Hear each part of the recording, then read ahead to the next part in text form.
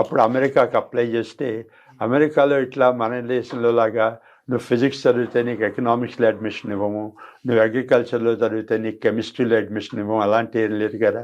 వాళ్ళు నీకు చదువుకునే మెంటల్ మేకప్ ఉందా లేదా అని చూసి నువ్వు పర్వాలేదు నీకు ఫిజిక్స్ చదివాను, ఎకనామిక్స్ చదవచ్చు, నాకు అడ్మిషన్ ఇచ్చారు, అక్కడ వెళ్ళి చదివానండి. ఓకే, సరే. ఇలాగ ఈ సందర్భంలో మీ నాన్నగారి పేరు వచ్చింది కాబట్టి మీ నాన్నగారి గురించి, అమ్మగారి గురించి కూడా, మీ స్వస్థలం గురించి కూడా కొంచెం.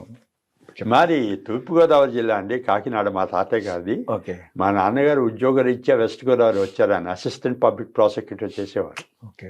సో మల్లికార్జునరావు గారు, ఊరు మల్లికార్జునరావు గారు. మా అమ్మగారు గృహిణి అండి. ఆవిడ పెద్దగా అంటే చిన్నప్పుడే పెళ్ళి అయిపోయింది కాబట్టి పెద్దగా చదువుకోలేదు. ఆవిడ చదువుకున్నదంతా దేశాన్ని తెలుగు పేపర్లు చదివి అంతా గ్రహించి చదువుకున్నది ఆవిడ. కానీ చాలా చదువుకున్న వాళ్ళలా అంత ఆవిడకి తెలిసేది. నేను మీకు ఆవిడ ఎప్పుడైనా ఏదైనా ఒక హితబోధ లాంటిది, అంటే ఇట్లా ఉండాలి, ఇలా చేయాలి అని ఏమైనా చెప్పినది ఏమైనా ఉందా? అయితే తల్లిదండ్రులు చాలా చెప్తూ ఉంటారండి.